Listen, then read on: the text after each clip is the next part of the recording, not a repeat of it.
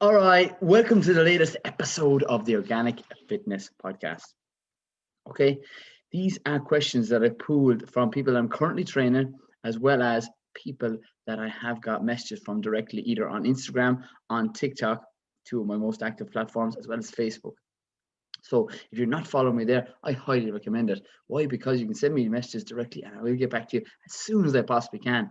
So in this show, we'll be talking about the likes of fats. We'll be talking about healthy fats. We'll be talking about what are they, why we should eat them. We'll be touching on the likes of training. We'll be talking about the likes of what people are not doing enough of, as well as my 5 best organic fitness tips for a healthier version in 2021. We made it, lads. We're here. We're on it. Okay, first one, we're going straight in. Top of today's episode is fats and healthy fats. This question came in from an individual that I'm training currently at the minute, and they asked, is it okay to consume ghee? Okay, ghee is a type of healthy fat that's able to tolerate high heat temperatures in cooking. So that just means it has an advantageous benefit over the likes of extra virgin olive oil, which I do highly recommend. But the thing is, when people ask that question, it's typically, is it okay to consume it when training? And it's not the first one of the healthy fats I do recommend, just due to the fact that every fat is slightly different. There's obviously benefits and there's pros and cons to every food item that you use. Okay, so as I said, the recommended cooking oil that I would recommend to individuals is dependent on its use. If you're using it in the oven, my preferred use of cooking oil is, trying to think of the name of it, organic coconut oil. Why? Because it has a high smoke point. Okay, smoke point is something that is important when you're using it and cooking at high temperatures. Okay, because if you use a cooking oil that goes over its recommended usage of heat, it can produce excessive amounts of oxidative stress. Okay, that causes negative effects to us. So I just want to point out the fact is that when people are asking the questions, is ghee okay? Is coconut oil okay? Is extra virgin olive oil okay? It's dependent on its context. And secondly, it's really something that is a minute, okay? It's a micro thing in the overall grand scheme of things. Fats and consuming of single ingredient cooking oils is not people's problems. People's problems really are processed foods. But before I get on to that, I just want to tell you what fats do for the body. Fats typically have higher calories, but that's not where I want people to look at food. I want people to understand foods. It has high calories, yes, but higher calories can be used, okay, to increase your body's energy output. Okay, it has 9 kilocalories compared to the likes of protein, okay, that has 4, and carbohydrates has 4 as well.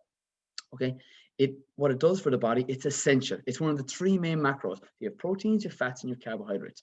Those are things we have to consume on a daily basis. Those are things I want you to consume in 3 of your main meals: protein source, healthy fats, and a complex carbohydrate. I talk about balanced meals. I talk about people consuming from single ingredients. Why? Because the closer you stick to single ingredients, the closer you stick to organic produce, it just maximizes the benefits for you. Higher nutritional quality. And if you're hitting in the likes of adding in healthy fats, such as extra virgin olive oil, such as nuts, such as seeds, hemp seeds be one of my breadwinners, is you're getting improved cognitive function. Your brain is made up of 60% fats, okay? 60% fats. That's what I want you to consume, and that's why I want you to consume healthy fats in your diet. Try not to be afraid of fats. I typically used to be afraid of avocados. I used to be afraid of nuts and nut butters and cooking oils, and that's something I'm trying to get people to overcome when I train them, is to note that fats are not bad. Okay, there are different types of fats, such as trans fats found in processed foods, which I get people to come away from. I'm never going to recommend people to consume processed foods, whatever time of the year it is, whether it be Christmas, it'd be New Year's, it'd be your birthday, it'd be whatever the occasion. Okay, what else does healthy fats do for the body? It improves your skin complexion. Why? Because it increases fat soluble vitamins such as vitamin A, found in the likes of carrots, found in the likes of squash, that are in season. Okay, and vitamin A also found in spinach, in season. Kale, in season. Brussels sprouts, all those things I'm recommending. You can add those to smoothies. You can dice them up. You can roast them in the oven. And if you are thinking, oh God, but fats are keeping me in a calorie surplus and I'm not losing weight, then you can take it out of your diet if that's something that you want to do. What I would note is the fact is I do use it for those benefits, for improving my cognitive function, increasing the absorption of fat, soluble, and vitamins, and as well as that, improving my skin health. Okay, because when I train people, it's not only feeling good on the inside with the likes of increased vitamins and minerals, but also on the outside. You have a natural glow, including the likes of vitamin A foods that we've just touched on, spinach, squash. Okay, and something I'm highly recommending you to have is the likes of a variety of squash called Crown Prince. Okay, Crown Prince is something that you just pop into the oven. I actually have one in the oven this minute. Okay, Crown Prince. It's squash that I'll be growing and showing people how to grow in the likes of 2021. It's something that will be coming into effect in March. So stay tuned for that. Okay, growing your own local, fresh, couldn't get fresher in your backyard, your windowsill. All right. So that's something that I want people to know. It's fats are not the problem. It's processed foods. Processed foods that people come into contact with on a regular basis are liquid calories. Okay, what I have here in front of me is a green tea or peppermint tea. What I recommend is what I do. Okay, why? Because when we have the likes of coffees, you can have cream, you can have sugars, you can have sweeteners, you name the item that goes into it.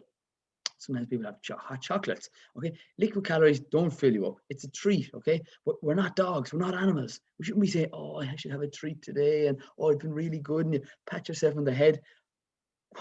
When I tell people to make sure that they're having foods and doing things that benefit them, this is exactly it. I have green tea because it contains antioxidants and it contains less caffeine, okay? And it's lower calories than the likes of any of those alternative sweetie, sugar, processed foods that are going to end up having you building bad habits. In 2021, build good habits, okay? It's about having the likes of single ingredient foods in your house. It's about having alternatives. Okay, I don't ever get people to focus on what they can't eat. Focus on what you can eat. You can eat balanced meals, and it's so important to have that. Okay, well, and what ends up happening is and I touch on the likes of carbohydrates, because with people they often say why carbs get such a bad rap is because they're in every food item. Okay, they're in the likes of oats, they're in the likes of potatoes, they're in the likes of processed foods, they're in the likes of vegetables. Yes, vegetables. Vegetables contain carbohydrates. Mind blowing. But the thing is, they have fiber. That's the main difference. Okay, fiber keeps you fuller for longer. Fibers are going to aid in gut health, and increasing your gut microorganisms is something that I focus on with people in the programs that I run. Okay, in growing your own, because when you grow your own, you eat your own, and that's something that's so important. When you understand that carbs are in every food item, I get people to focus on the third main macro that we haven't really touched on is protein. Protein is the breadwinner. Protein prevents you from having cravings. Protein regulates your hormones. And when you're having balanced meals and you hit your protein targets, which I recommend 1.5 to 2 grams of protein per kg. I repeat this because it's so important. Okay. Most of you are not hitting your protein targets. It's difficult, but just because it's difficult doesn't mean you can't do it. So I want you to go right and say it again, 1.5 to 2 grams, just for ease sake and for calculations for me and you, the listeners. It's to double your body weight in kg. So if I'm 75 kg, double 75 is 150 grams of protein a day. What protein sources do I recommend? I recommend the likes of, okay, protein sources from eggs, okay, from tofu, from tempeh, from hemp seeds, complete proteins. Okay, quinoa is another one, but it's quite low down on the list and it's a higher carbohydrate. So focusing on those ones first. Okay, if you eat meat sources, if you eat fish is something you can add into your diet. I want you to not consume farmed fish such as salmon, very highly farmed. I want you to consume white, fresh, caught fish. Where do you get local fish? From a fishmonger. And how do you know it's fresh? They're going to tell you. Trust the likes of the source or the individual who you're getting it from. Get a connection back where food's come from. And I want you to get it most sustainably any of those food items. Eggs, I want you to get them local. I want you to get them fresh. I want you to get them organic. Okay, I want you to have organic soya over the likes of conventional, and that's something that's important as well. Why? Because soya is typically grown in poor countries such as South America and can have genetically modified seeds that can be sprayed with glyphosate, which causes so many negative effects, not only to the soil, not only to yourself, but the environment. It's just key to get things organic, okay? Organic is the gold standard. It's not to say you can't eat those other foods, conventional foods, but this is just the best possible food for you if you want to improve your health. And that's what I want people to do. I want people to be their best, eating the best, and that's what I recommend. So those are the foods that I recommend you consume. You can have organic chicken, you can have organic turkey, it being Christmas, it being New Year's, you can have anything that you consume and that will benefit you to hit your protein targets. But remember, the choice is totally yours. What I advise you is have a higher plant-based diet, choosing complete protein sources, okay? Whether it be soya, whether it be tempeh, whether it be tofu, whether it be mixing chickpeas and rice and grains and pasta and breads to get you to hit your protein targets. And I use strategies and meals that are balanced to get people to hit that target. So as I said, I'm 150 every single day and I have to do it every day. Okay. If you're 80 kg, it's double that, 160. If you're 60, if you're 70, you're 140, just double it. That's what I'm trying to get at. Okay. Hit your protein targets. You will feel the benefits of reduced cravings. I'm going to say within the likes of 7 days. When you hit your protein targets for 7 days, religiously, continuously, because what you do continuously, you will end up seeing a consistent result. Okay, and then with the likes of supplements, because it is hard to hit your protein targets, you can use supplements. I used to have the approach that we shouldn't use the likes of a protein supplement, but now that I understand foods a hell of a lot better, I now know and now understand that people find it easier to use the likes of a protein supplement. I have no problem with that. Why? Because when they choose it from an organic produce, whether it be a soya protein or a whey protein or a rice protein or pea protein, but from those, it's important to get it organically. And secondly, the likes of, firstly for the soya, again, going back to the using genetically modified seeds can be sprayed the crop, or if you're using whey, again, get it organic whey, because it then from the animals, whey is a byproduct of milk. It's something that should be consumed organically, again, milk, because it doesn't contain antibiotics, because organic animals are not fed antibiotics. So the antibiotics given to the animals are then ended up in the milk and then ended up in the end consumer. That's key. And then the same with rice and the same with pea protein. But rice and pea protein on their own are typically not a complete protein. That just means you don't have all the 9 essential amino acids. The fact is that when you do see rice protein, it's usually mixed with the likes of pea protein or pea protein that's mixed with rice, making it a complete protein, which is helping it to be more beneficial as opposed to being on their own. And why do people choose the likes of rice protein over soya? Okay, typically, firstly, if it's not organic, to avoid the likes of genetically modified products, or they will not be able to tolerate dairy. That's why they lean towards either soya or the likes of pea or rice protein. That's one of the reasons why I consume and have been using the likes of New and Naturals rice protein. That is something I enjoy. I can put into smoothies. I can put into my overnight oats, which are two of the main, one of the breakfasts on the organic fitness program. And then from that, if you're using any supplements, what I recommend people do is read the labels. When you read the labels on the backs of those, you want to have the likes of things that come from low ingredients list. If you have a long ingredients list on any food product, whether it be a supplement and or your protein that you're consuming, read the labels. And if you can't understand the words and you can't break it down to understand what it actually is, it's important to note that you then know, lost my train of thought, apologies on that. Make sure you're reading the food labels, that you understand the likes of what's inside it. And if you have to Google it and you still can't understand it, it's worth asking somebody that has a little more knowledge or information on the area that could benefit you. Okay, actually happened to me there, to tell you the truth, is there's someone walking across the road and they were waving in at me. And I can't, there's no editing on this podcast. I'm going to take a sip of my green tea here at the minute. So we're moving on to the likes of the next topic is training. Okay, training. We can start from the likes of whether it be home workouts or gym workouts. And whether you're doing either or, the fact is we're working large muscle groups. We're working on squats with your body weight. We're working with squats either in home workout with dumbbells or the likes of kettlebells. Okay, and there's different levels. Okay, but we're working on from body weight to added weights to gym workouts with, again, weights. Okay, there's different levels depending on everyone's fitness, current fitness levels. And either of those or any of the three options I've just mentioned there, the whole idea of it is it's working large muscle groups. Why do I focus on large muscle groups such as a squat, such as a push-up, such as a row, such as shoulder press? Is because when you use larger muscle groups, you tear more muscle fibers. When you tear more muscle fibers, you then have the added advantage of burning more calories. And when it comes down to weight loss, it's so important to get yourself in, and it comes down to a numbers game, to get yourself into a calorie deficit. But a lot of people just throughout that sentence, get into a calorie deficit. It's so easy, okay? The thing is about building habits and building a routine and building a training program. And I do that, exactly that, when I train people on the organic fitness program, okay? Getting people to train, firstly, getting them to nail down their nutrition. Secondly, to nail down certain exercises that are specific to them. If they want to improve their core and the likes of their stability and their overall muscle tone, using the likes of any of the squat to a press, that's maximizing the benefit of that exercise using two main muscle groups.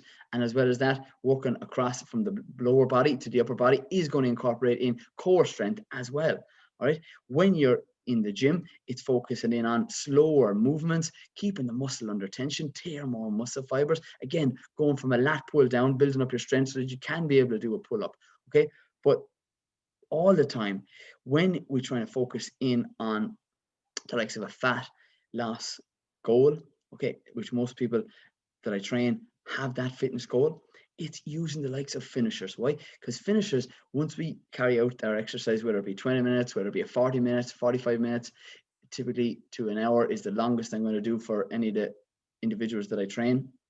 Any longer than that, you're excessively training. So we use the likes of a finisher after our training because we've used our glycogen stores. Glycogen is the body's main source of energy, okay, typically, because it comes from carbohydrates, because carbohydrates are our main source of energy and carbohydrates get converted into glycogen. Glycogen is stored in your muscle. Okay, and I always have this example that I use with my people that I train and people that I come into contact with. Let's say at the start of the training session, you start off at 10. You're coming down 9, 8, 7, 6, 5, 4, 3. Okay, after your training session, you're down 20 minutes, or if you're in the gym, could be a 40-minute session. The likes of it, your glycogen levels are down at 20%. So you've used up a lot of your energy levels. Okay, you're getting tired, you're coming to fatigue, but we haven't tapped and utilized our fat stores as a direct fuel source. What do I do then? What do I recommend? I recommend you doing a high intensity finisher. Okay, that means you're going either 20 seconds on with a 10-second rest, okay, with the home finishers that I use in my program, or a 30 seconds on and a 30-second rest in a gym program. But I have people currently going through and going into the 2021 training programs. And what that actually does is it finally finishes off the last year glycogen stores, and then you can tap in to your fat stores and using it as a direct fuel source. That's what I do. That's what I recommend. And all the time, it's you to finish off the your glycogen levels and then use and maximize the benefits of your training. Okay, so those are the things that I'll be doing with people in this year's 2021 training program starting soon. So if you're looking to sign up, get on to me directly, okay, or straight after this, or whenever you get the chance to listen to this podcast, so you can book your place with me, Misha, in your CPOF program. Okay, and now the final topic we're discussing here is my 5, okay, sticking up my hand, 5 main organic fitness tips that I want you to do and what you incorporate into your lifestyle. Okay, the first of which is getting local fresh veg. Why do I recommend that? Okay, because food is medicine. I'm such a believer in every vitamin and mineral and protein and fats and carbohydrates that is out there can be found in foods. Okay, but when you get something local and when you get it fresh, okay, it's maximizing the benefits for you and organically as well. That's my ethos. That's my goal, for you to be as healthy as you possibly can, eating foods, because you cannot out-train a bad diet. That's so important. Okay. And when you're choosing foods, choose foods that you like. Choose foods that contain the 4 main colors. Okay. Reds. Okay. Lycopene. Okay. Purples, anthocyanins, beta carotene, is another antioxidant, orange, okay, and greens, chlorophyll. Those are the three, four main antioxidants, okay, that contain the likes of so many different vitamins, from vitamin A, from vitamin B, to vitamin C, vitamin K, improve your cognitive function, improve your skin, improve your body's ability to blood flow. They'll all help you, okay, get magnesium, get iron, get the likes of B vitamins into your diet, okay? And all those things, magnesium being a massive one. Why? Because magnesium is used for over 300 different processes in the body, okay? Energy production being one of them. So if you're low in magnesium, which is the second most common deficiency in people, you need to get it from foods, okay? Foods first. Why? Because they contain fiber, and fiber, it gives you the added benefit of gut health. All the things I recommend are all kind of linked. Food, I'm such a believer in the holistic health. Okay. And then when you have the added advantage of shopping local, it's a weekly shop. Have a set time, have a set date. Okay. One of the things then you can add into your weekly shops is yogurts. Yogurts, why? Because they're quick, they're simple, and they're typically the ones I recommend you are going to be high protein, whether it be the likes of organic dairy products. Okay. If you tolerate that, and if that's something that fits into your ethos of foods that you want to consume. Everybody's different. Whether it's from a soya product, okay, that is still high protein and a complete protein, that's organic too. And for those of you that follow me on Instagram, there's one that I highly recommend. I get it at a health food shop based in Bandon, and they get it in super values that are all over the country. And for those of you that are in Australia, I'm sure there's alternatives to that. I know a couple of listeners over there, which is great.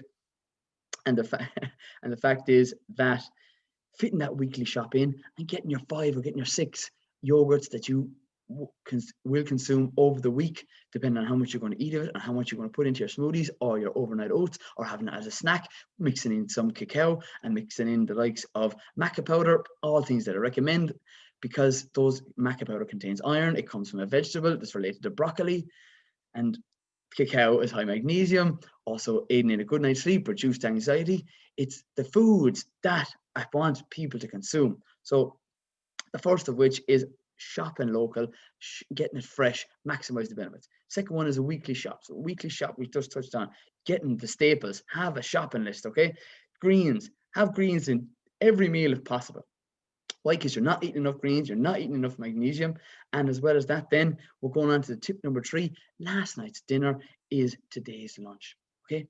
When you do that, it's just the simplest thing you can possibly do. Double cook. Or if you're cooking for a couple of people in your house or a couple of people in your family, just cook and have leftovers. And then you can either microwave it again the next day if you don't mind microwaving it, or you can have it cold, or you can heat it up in a pot, whatever the food item is.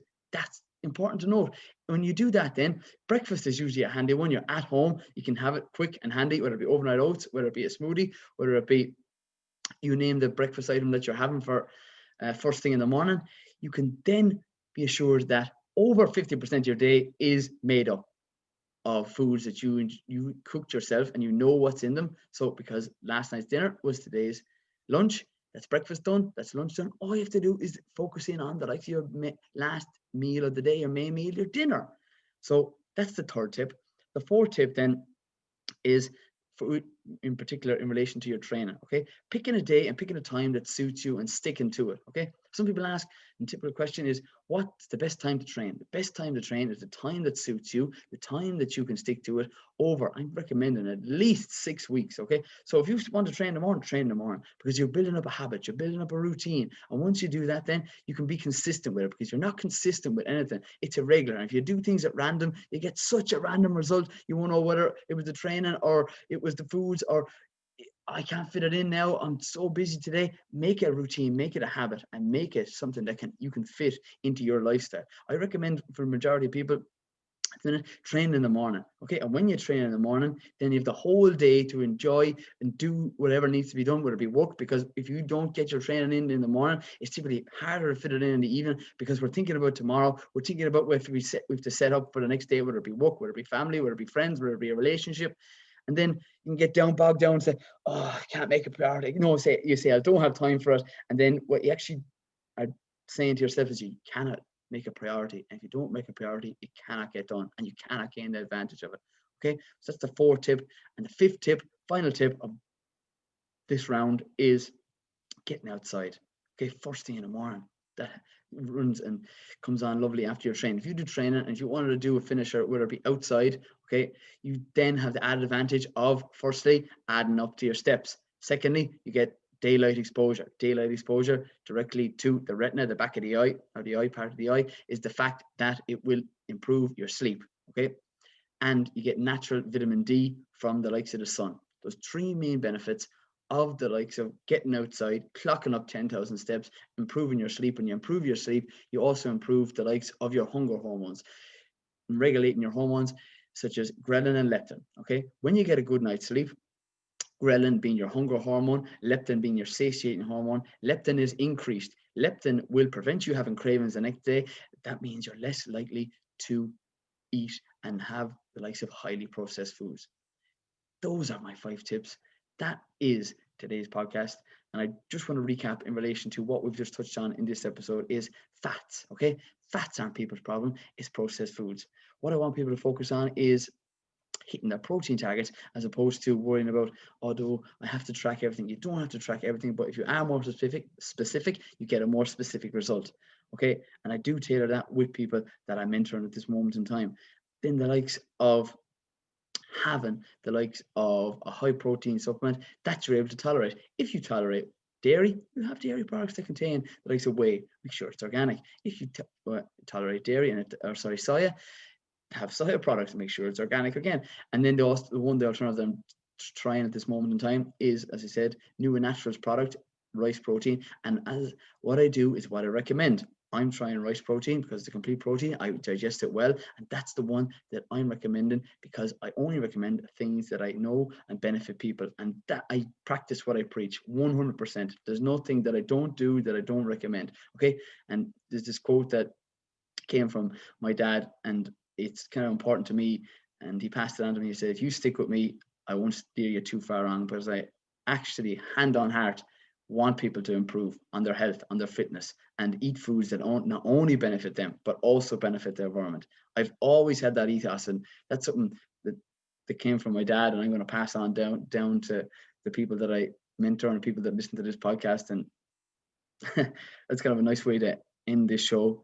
And if you're looking to improve on your health and you're looking to improve on your fitness in 2020, okay, contact me directly and I'll get back to you either via Instagram, either via Facebook, either via like the TikTok, and that's Colman Power Organic Fitness on all of those platforms.